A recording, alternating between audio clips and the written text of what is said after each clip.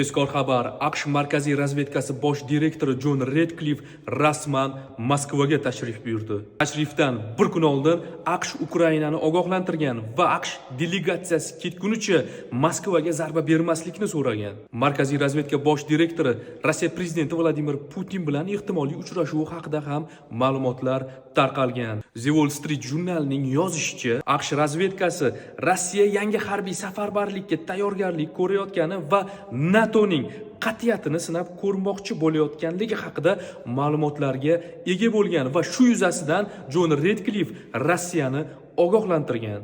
Ikkinchi masala esa AQSh va Eron mojarosi hamda Rossiyaning Eronni qo'llab-quvvatlovi bo'yicha muzokaralar o'tkazilishi rejalashtirilgan bo'lishi mumkin deya ushbu nashrda yozib o'tilgan. Demak, ikkala taraf ham ushbu tashrif yuzasidan hech qanday bayonot bermagan. Demak, vaziyatni biz bilan kuzatib boring.